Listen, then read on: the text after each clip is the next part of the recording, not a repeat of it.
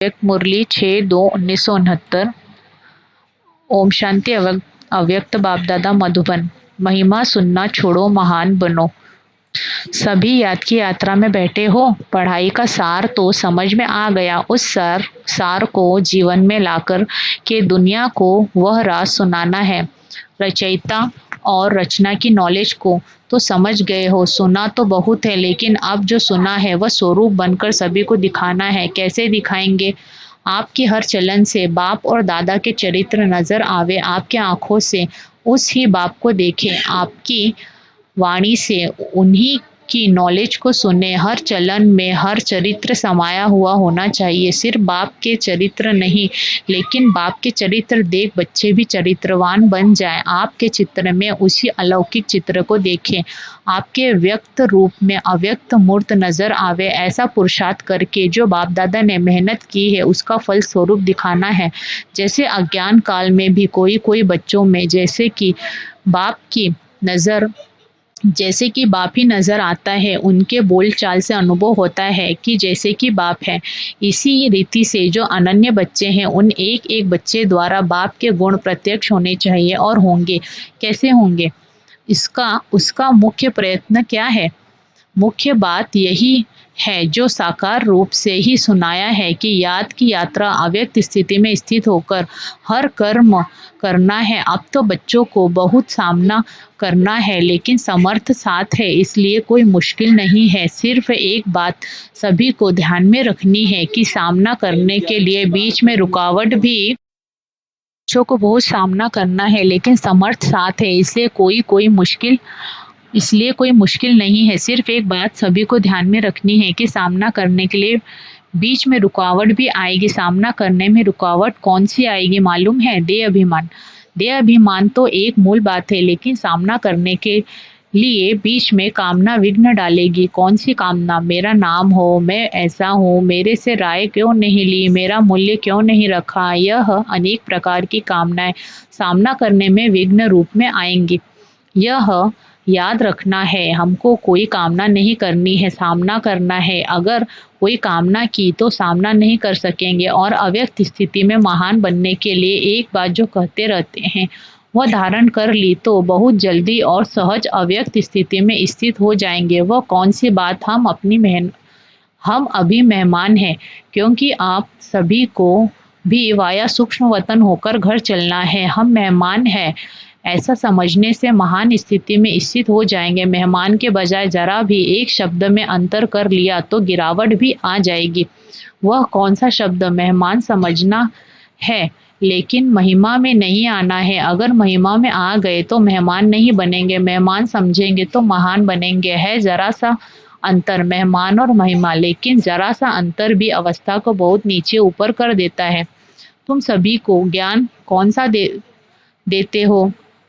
त्रिमूर्ति का। जैसे त्रिमूर्ति का ज्ञान औरों को देते हो, वैसे अपने पास भी 3 बातों का ज्ञान रखना है। 3 बातें छोड़ो और 3 बातें धारण करो। अब यह 3 बातें छोड़ेंगे तभी स्वरूप में स्थित होंगे, सर्विस में सफलता भी होगी। बताओ कौन सी 3 बातें छोड़नी है? जो सर्विस में विघ्न डालती हैं वह छोड़नी है। एक तो कभी भी कोई बहाना नहीं देना। दूसरा कभी भी किससे सर्विस के लिए कहलाना नहीं। तीसरा सर्विस करते कभी मुरझाना नहीं। बहाना, कहलाना और मुरझाना, यह 3 बातें छोड़नी है। और फिर कौन सी 3 बातें धारण करनी है? त्याग, तपस्या और सेवा, यह 3 बातें धारणा में चाहिए। तपस्या अर्थात याद की यात्रा और सर्विस के बिना भी जीवन नहीं बन सकती। इन दोनों बातों की सफलता त्याग के बिना नहीं हो सकती।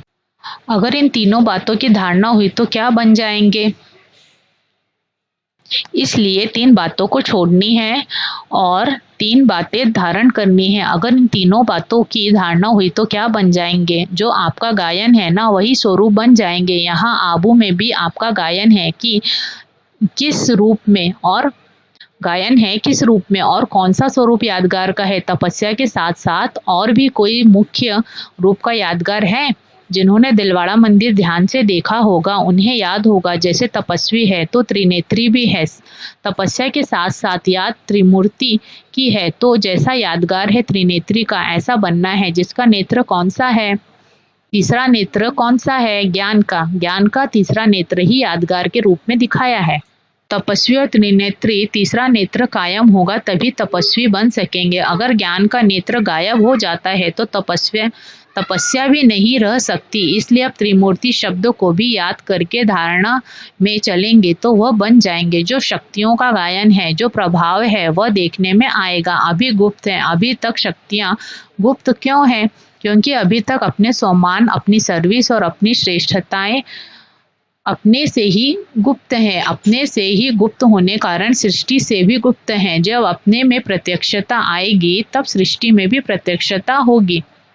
अभी शिवरात्रि का जो पर्व आ रहा है उनको और भी धूमधाम से मनाना है। बड़े उमंग और उल्लास से परिचय देना है, क्योंकि बाप के परिचय में बच्चों का परिचय भी आ जाता है। बच्चे बाप का परिचय देंगे तो बाप फिर अव्यक्त में बच्चों का परिचय, बच्चों का साक्षात्कार आत्माओं को कराते रहेंगे। तो इस शिवरात्रि पर कुछ नवीनता करके दिखाना है। क्या नवीनता करेंगे? अब तो जो भाषण किए हैं वह यथा योग यथाशक्ति तो करते रहते हो, लेकिन अब खास शक्ति रूप से भाषण करने हैं। शक्ति रूप का भाषण क्या होता है? ललकार करना। क्या ललकार करेंगे? और ही जोर शोर से समय पहचान दो और उन्हों को बार बार सुनाओ कि यह बाप का कर्तव्य अब जाती समय नहीं है। कुछ तो हाथ से गवा दिया, लेकिन जो कुछ थोड़ा समय रहा है उनको भी गवा न दो। ऐसे फोर्स से समय की पहचान दो जैसे आजकल साइंस वाले ऐसे ऐसे बॉम्ब्स बना रहे हैं जो अपने स्थान पर बैठे हुए भी जहां बम लगाना होगा वहां का निशाना दूर बैठे भी कर सकते हैं। तो साइंस की शक्ति से तो श्रेष्ठ साइलेंस है। जैसे वह साइंस के गोले बनाते हैं वैसे अब शक्तियों को साइलेंस की शक्ति से गोले फेंकने हैं। शुरू शुरू में शक्तियों की ललकार ही चलती थी। अभी शुरू कैसे ललकार नहीं है? अभी शुरू जैसे ललकार नहीं है। अभी विस्तार में पड़ गए हैं। विस्तार में पड़ने से ललकार का रूप गुप्त हो गया है। अभी फिर से बीज रूप अवस्था में स्थित होकर ललकार करो। उस ललकार से कईयों में बीज पड़ सकता है, लेकिन बीज रूप स्थिति में स्थित रहेंगे तो अनेक आत्माओं में इस समय की पहचान और बाप की पहचान का बीज पड़ेगा। अगर बीज रूप स्थिति में स्थित न रहे, सिर्फ विस्तार में चले गए तो क्या होगा? ज्यादा विस्तार से भी वैल्यू नहीं रहेगी, व्यर्थ हो जाएगा। इसलिए बीज रूप स्थिति में स्थित हो, बीज रूप की याद में स्थित हो, फिर बीज डालो, फिर देखना यह बीज का फल कितना अच्छा और सहज निकलता है। अभी तक मेहनत जास्ती की है, प्रत्यक्ष फल कम है। अभी मेहनत कम करो, प्रत्यक्ष फल ज्यादा दिखाओ। स्नेह तो सभी का है ही, लेकिन स्नेह का स्वरूप भी कुछ दिखाना है। यूं तो सदैव इस स्थिति में रहना चाहिए, लेकिन खास शिवरात्रि तक हर एक बच्चे को ऐसा समझना चाहिए जैसे शुरू में आप बच्चों की भट्टी के प्रोग्राम चलते थे। इसी रीति से हर एक को समझना चाहिए।